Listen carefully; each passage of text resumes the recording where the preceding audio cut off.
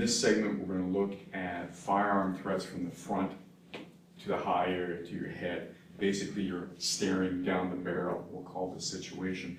Now, as we discussed earlier, a firearm is a missile weapon. It's designed to be used at a distance. So as soon as the person starts getting close to you, they're making this tactical error.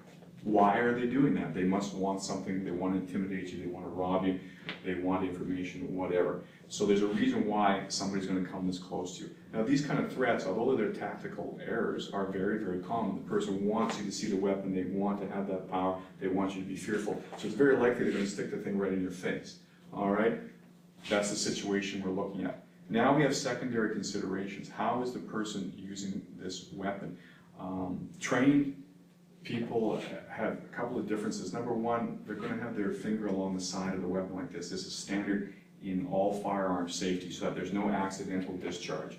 So someone who's been trained as an avid shooter or as a member of the police or military, they're trained like this all the time. Why? So that you have to make a conscious effort to squeeze one off. You're not going to get shocked and have it go off accidentally, all right? So that's the first thing. Secondly, a lot of people use two-handed firing if they're trained properly. It's unlikely that someone who's trained properly is going to come and start making these tactical errors.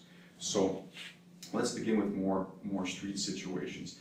So the difference between the finger here is safer and it takes them longer to pull the trigger. If the finger's right on the trigger, it becomes a lot more dangerous because not only is it faster, there's a lot higher likelihood that there's going to be an accidental discharge because any kind of shot, the guy can just squeeze the finger. Unlike the safety position, even if he's a little bit scared for a second, he still has to make a conscious effort to move that finger. So it'd be nice if criminals kept their finger like this because it gives you an extra millisecond or two, okay?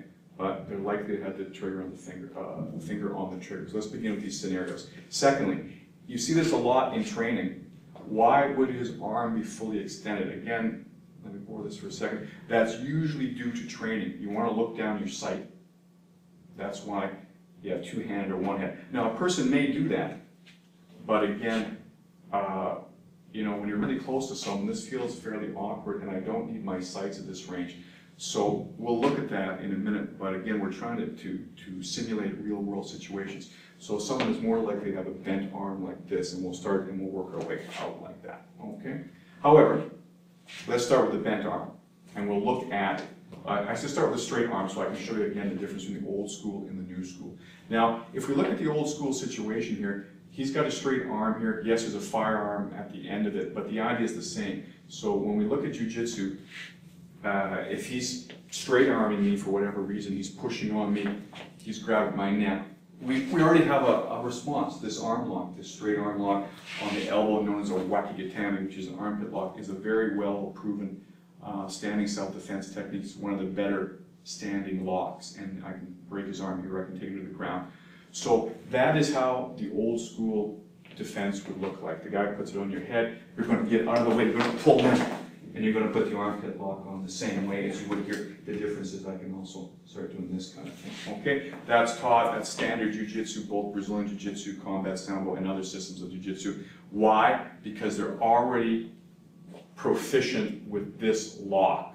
So again, we're talking about an old school approach where this could be a knife, this could be his empty hand. It doesn't matter because we do this lock all day long. So anytime somebody is pushing on you or doing anything that's extending this arm, this is a good approach.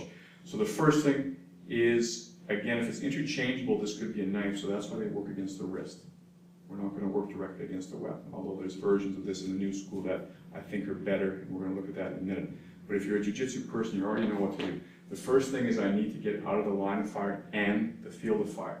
So by pulling him off balance, he's weak, and I'm angling forward a little bit to make that extra space. As I pull him off balance, I can step across and do the classic break this way. I can, I can cause enough pain to release the weapon, or I can grab it like this, or I can sit through and break the arm on the ground, which is probably the best way to finish it if it's tactically viable.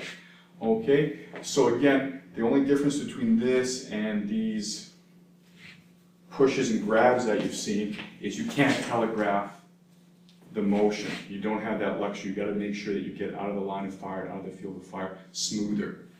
Otherwise, it's identical. So guys here, you want to get your hands as close as you can to the weapon. We've talked about this. I've seen some training footage right out of a Brazilian Jiu-Jitsu academy right in Rio back, I think in the 80s. It was saying it. They were doing their gun work, and the guy does this. I'm not kidding. He wasn't joking either. So it takes practice to respond. You're going to be scared. So if your instinct is, oh man, to exaggerate things, well, I've just created a huge reaction gap. By the time my hands get here, I'm going to have problems. So part of the training is to try to simulate being scared, to make smaller motions. When that gun comes up, man, I want to make sure that my hands are as close to it as possible. Okay, I don't want to go, oh my God. All right, so from here, the idea is get out of the way. My hands move first. Now, depending on how well this went, I can step back now to base and to pull him.